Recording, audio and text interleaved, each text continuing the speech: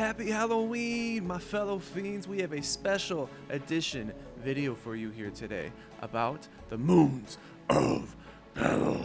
Specifically for you noobs and irons out there, sometimes the same thing, how to get through there. So first off, right away, what the fuck am I wearing? Well, I'm wearing an iron-friendly get-up here with my rune plate legs. I know you guys can't ever get good amulets of power, you know, helms, you know, rings. So there you go. Everything in here is easily attainable. Instead of the climbing boots, there's the new mixed hide boots that you could get from the hunting minigame. So I was consulted by my friend who's an iron, and this is good to go. And we have a spec weapon with the DDS, and we have a barrel chest anchor.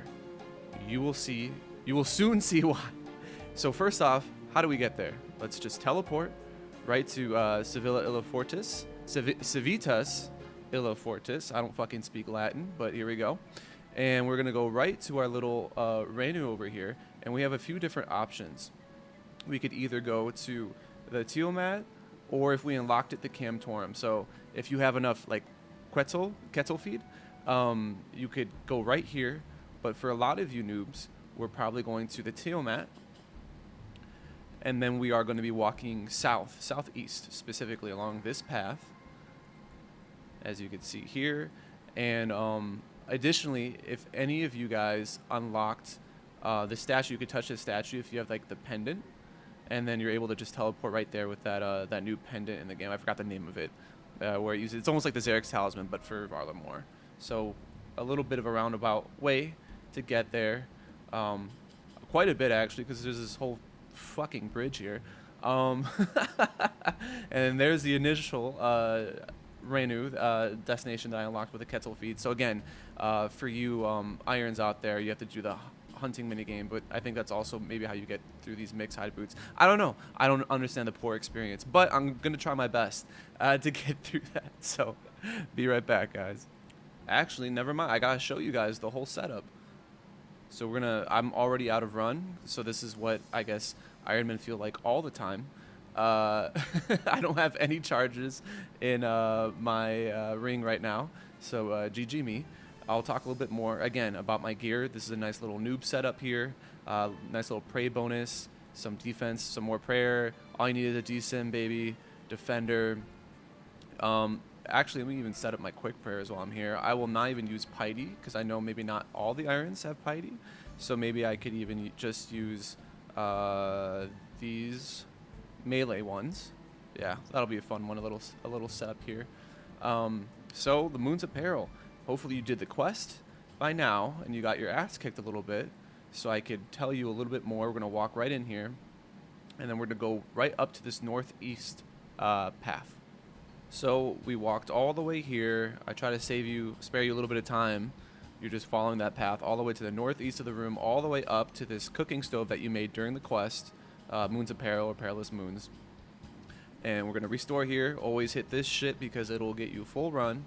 And we're going to take from supplies. This is why you don't need to bring anything. I like to start with the herblore supplies. We'll grab 3. We'll make 3 potions. And then you go straight to this grubby sapling here. And then you make it into paste and put that dank shit with water.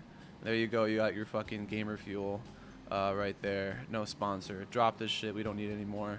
We're just going to do maybe 1 or 2 example runs. And then we're also going to grab fishing, a nice little net here. And you can see, hey, conveniently, there's a stream over here. Oh, my God.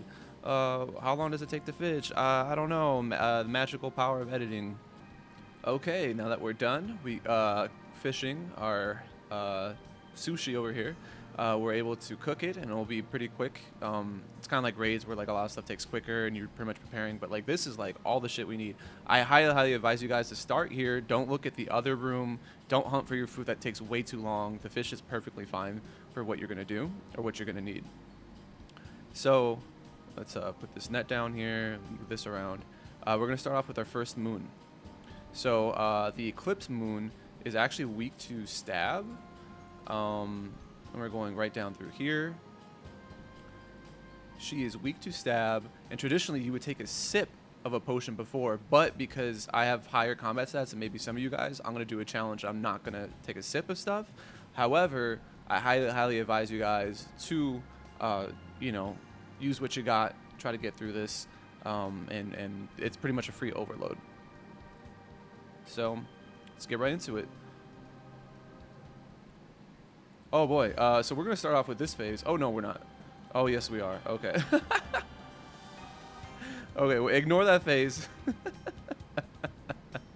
We're just gonna get right into this one. Okay, so all the moons of Peril, they all have.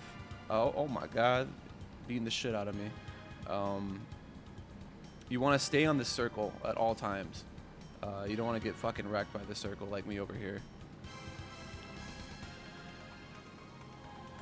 And then it's going to send you behind this ball. So that after like 2 or 3 attack rotations, they all have like 1 of 2 special attacks. This is one of them for the Eclipse Moon here, where she fucking diffs us if we don't stand behind the circle ball and we get hit with the light of the sun god. It's a little tough to perfect. It takes quite some time. But then we go right back to our circle. Put my prayer on again. Might even spec here. Spec again. So the interesting thing about the Eclipse is that other phase that we saw a little bit of before we came in. Sorry, this is not frame perfect. Not used to recording and playing, but that's fine. We'll do one more spec here. And then she's about to go into her special, which we will switch into our barrel chest anchor. This is why you want your biggest and heaviest 2-handed weapon, because you'll be doing usually a lot of damage, max hit damage, when you accurately parry these attacks. So you're just clicking, it's like Dance Dance Revolution here, and you do more damage based on how quickly you were. I usually just double click this shit. And you could usually just kill her in this phase alone, but because I'm a noob like you guys, it was a little bit of a struggle. So don't feel bad if you're not able to kill her right away. Come on. Oh no. There we go. So that's number 1 down. Again, this is a very sloppy run, kind of on purpose, because this is probably how your noob run's going to go. Again, we're just going to completely ignore all of that shit in there. Honestly, I might take a sip of a potion. I want to do a potionless run, but I kind of want some of the prayer restored. So, we'll see. I don't think I need prayer for, what's her name? For Blue Moon here. So we just walk east through that room, go into here, and then here's an interesting little part where she takes away our weapons, and then we have to walk away and break the ice. After 2 hits, walk away. The pattern will change every time. Break the ice. Walk away, we retrieve our weapon, and we don't take additional damage. I have these tiles highlighted because usually that's where, oof, she'll spawn. I got diffed by that there, but that's okay. DDS is usually pretty solid against her too. I think that's going to be your best spec wep here. Eat a little bit of food.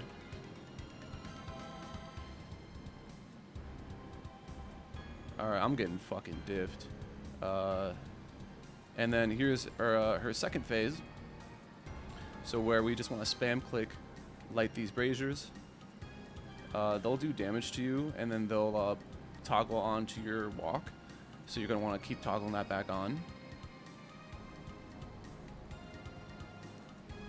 And then we have to light these braziers, or else she'll constantly heal. Now you see that she's healing for 0. So that's kind of what what's going on there. There's a good opportunity to eat your food, like I did.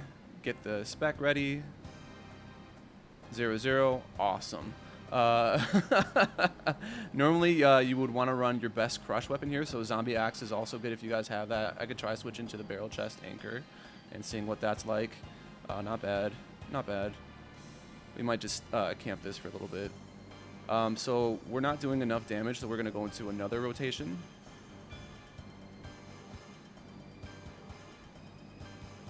Which is going to be the items again, which is fine, because now you get to see me do it from full.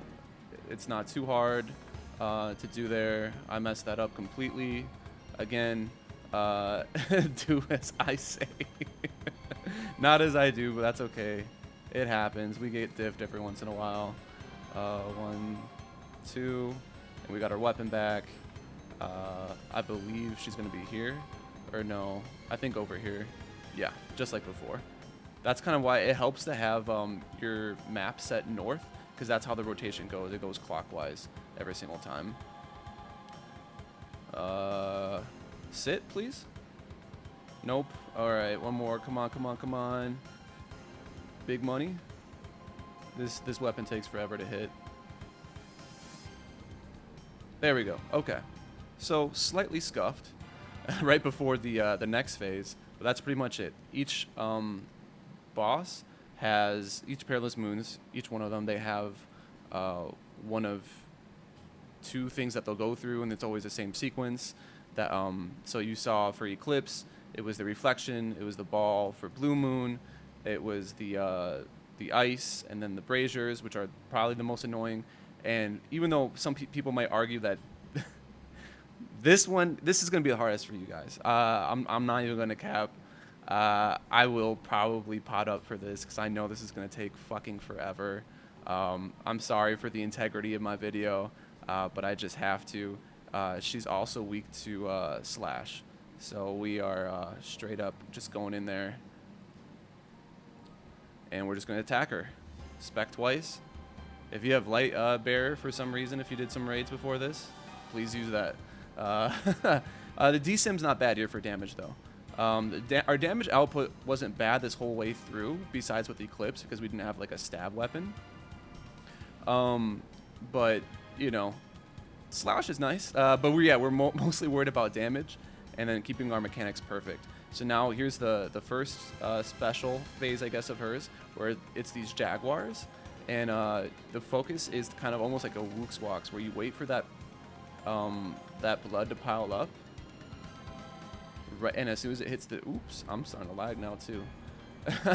Great, fantastic. Well, I did a perfect little run right there. But yeah, as soon as like that pool starts to build up a little bit there, you're gonna want to walk away and walk back and attack. Walk away, walk back and attack. And again, we're just following these circles,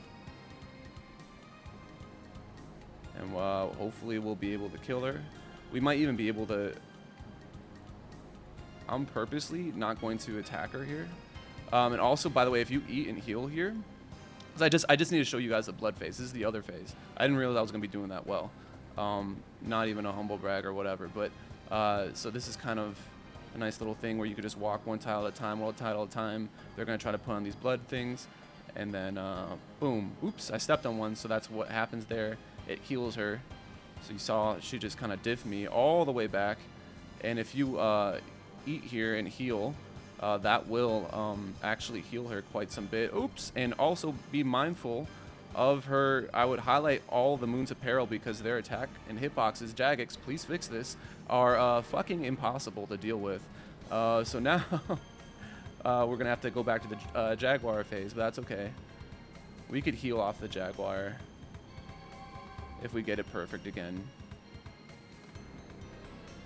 I'll flick my prayer again. There we go, 6.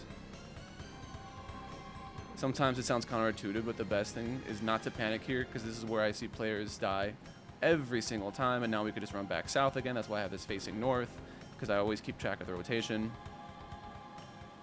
And then maybe we could do a DDS spec to send us home. Nope. Okay, didn't want to, Jagex. Anyway, so there's your extremely scuffed Moons of Peril run. So now we're gonna restore our run there, and then walk south, and now we're going to go to the south room, and then here's our chest. Oh my goodness. So the reward mechanics are really interesting. It's pretty much a 1 out of 20 to get one of the uniques. Of any uniques, if you do all 3, it's kind of like barrows in that sense. But some people like me, I actually typically don't do 3 runs. My KC, as you can see here, is actually 342. I just spam the Blood Moon. So that really hard one where you take a lot of damage, where a lot of people hate and die all the time. Yeah, that one, I spam, and I'll make a second part to this video separately next week, where I'll just show you how to do grind Blood Moon runs, essentially. So let me know if you guys like this. Like, comment, subscribe. It's a little bit scuffed, but you know, I try to show you guys how to get here, how to set up the potions and the food. Maybe a suboptimal run, but now you could probably understand it's not that easy when you're going into it and with extremely scuffed gear. I do have Justy, so normally that's better. I highly advise your tankiest gear. So if you guys have barrows, please wear your barrows. It's gonna go way easier. So again, happy Halloween, guys, from my player name Halloweenus. I'm Sangramos on YouTube, and stay fiending, motherfuckers.